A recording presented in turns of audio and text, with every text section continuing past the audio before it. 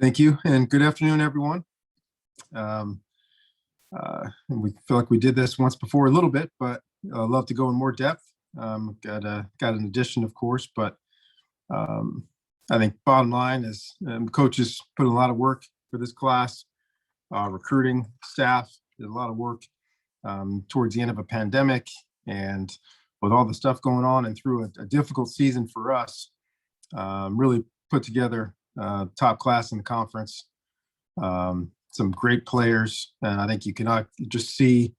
We don't need me to say it, but you can see what this class is. And grateful to these guys, of course, for choosing Stanford. But starting with the quarterback, who's a three-time state champion, three-time player of the game, championship game player of the game. Offensive line, big, long, physical, athletic. I can't imagine there's a better tight end in class in America with the young men that we're bringing in. Size, physical play, athleticism, outstanding. Speed and versatility at the running back position. Two long and fast and athletic wide receivers as well.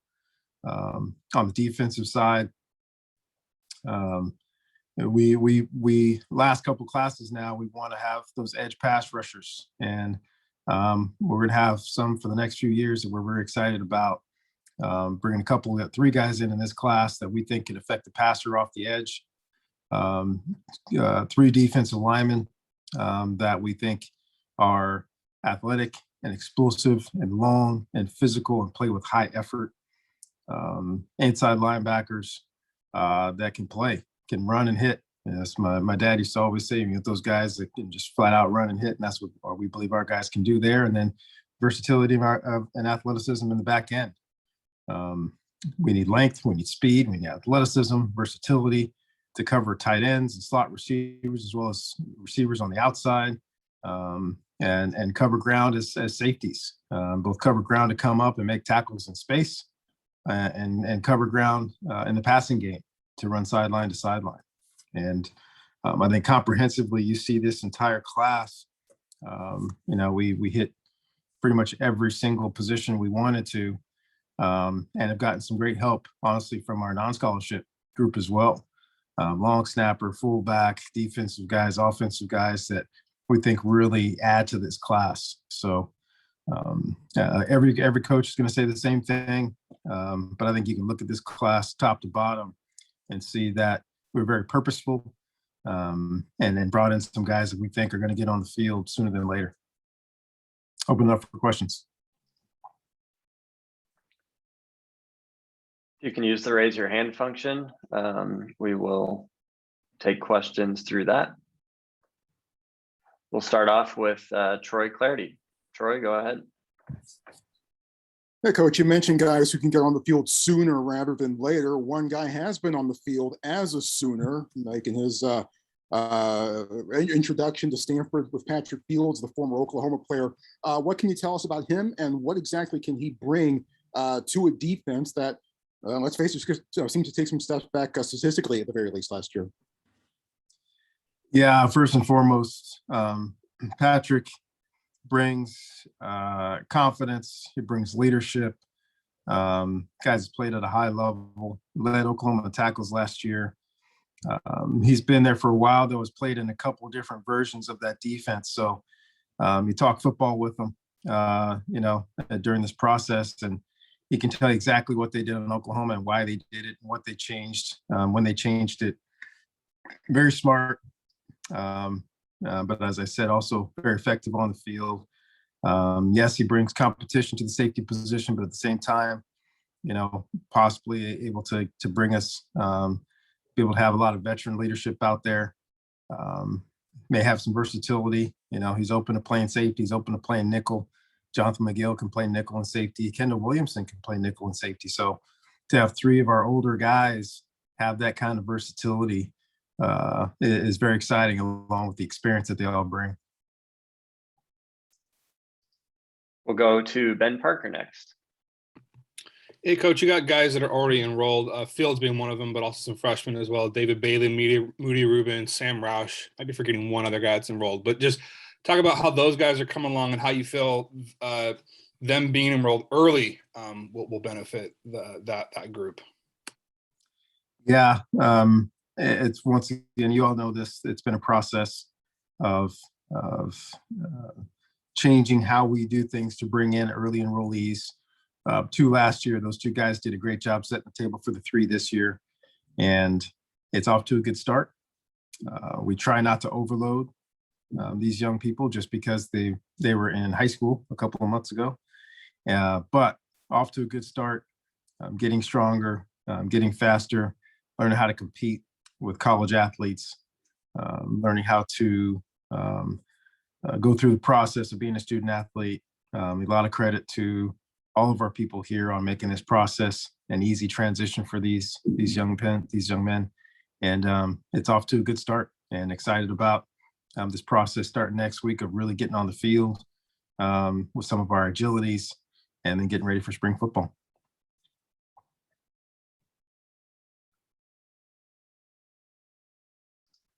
Next, we'll go to Jackson Moore. Go ahead, Jackson. Coach, the spotlight's on Colin Wright today. Can you share just what his addition to the class means to you guys? Yeah, we've been recruiting Colin for a while. He didn't sign in that first period like most of these other guys. So a lot of conversations, of course, between that date and to date. Never changed our evaluation of him. This guy's got some speed, he's got some versatility, good tackling in space. Like I said earlier, all of our safeties need to be able to do, and also to be able to cover, because we've got a lot of versatile offenses in this conference, different kinds of spread offenses, tight ends and slot receivers that you have to cover. So we've got another guy that we look at that is a safety, but we always transition those guys to be able to play nickel. The positions aren't that different sometimes when you're playing man, or even just playing zone and playing that flat area, that hook area, being able to move in space, make those tackles in space, and then be able to cover people. Go back to Troy. Go ahead, Troy. Yeah, it was 20 guys who were joining the class when we did this last time back in mid-December. Now it's 28. You've already talked about a couple of them in Fields and Wright. Who are some of the other guys that we need to be introduced to? I don't have that list in front of me. I think that you guys, hopefully you all got that list.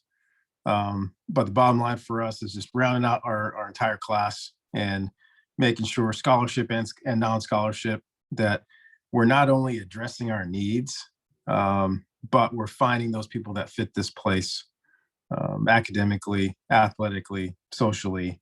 So you see the breadth of the different positions on those lists, but guys that we have grown to know over this time and are excited about coming to join this football team.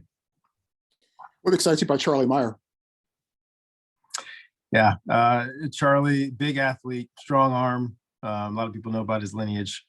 We've been intrigued by Charlie throughout this entire process. I know he had options to go a bunch of different places, and I'm glad he chose our place. Able to see him play live in the state championship game down there in Southern California, and had a long run for a touchdown on 4th and 1, made some big time throws. And he's a guy that we believe has a big upside, and is coming in with some raw athletic talent and ability. And I'm looking to see how much this young man grows over his time here. You didn't mention 1992 to his dad at all, did you? Not even going to go back. We're only going forward, not going back. Not going to talk about us old has-beens that used to play this game, and excited about the young people that are playing this game. Go back to Ben Parker. Go ahead, Ben. Yeah, coming off a 3-7 season, obviously last year's not the way you wanted that to go. And obviously with this top class coming in, you're expecting that to give you a boost in a variety of areas. But is there, maybe a couple of different areas that you feel you guys were maybe lagging in last season that you feel this class is going to particularly kind of give a jolt right away for next year? That's a tough question to answer, only because I say this, that some of our injuries were pretty well documented.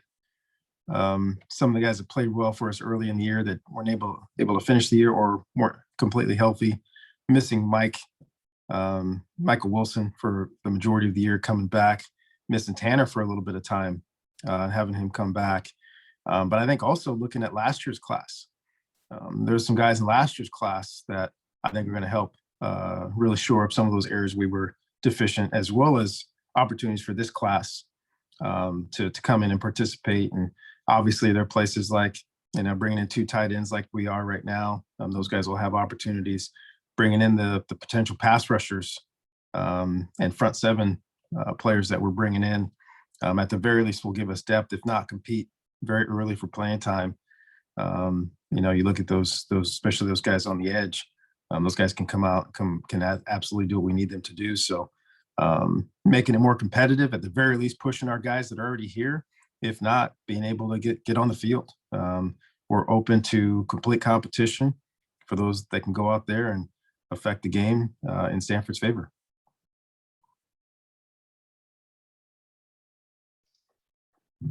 Go back to Jackson.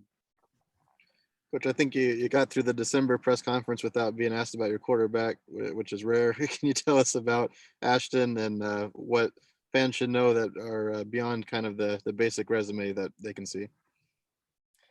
Yeah, Ashton, because of the pandemic and because of his spring schedule, a lot of things were kind of out of whack as far as trying to get him to campus and get a good field evaluation. We weren't able to see him play last year, so I mentioned the pandemic.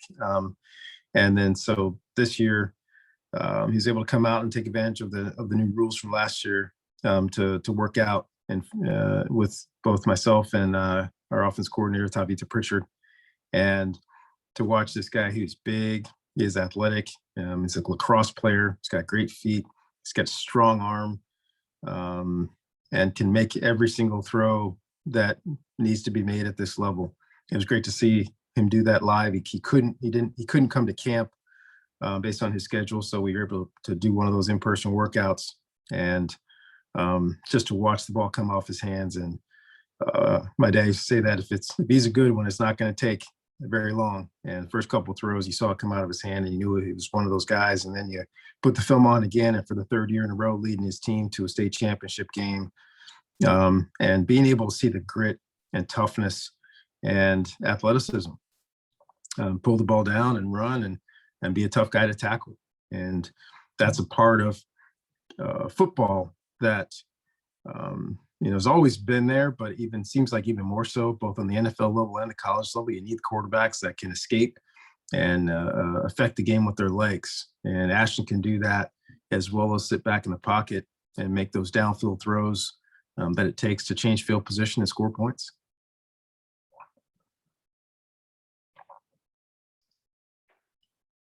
Any other questions for Coach Shaw? All righty, Coach. Appreciate everyone joining us today. Thanks for the time. We'll send out the audio and video here shortly.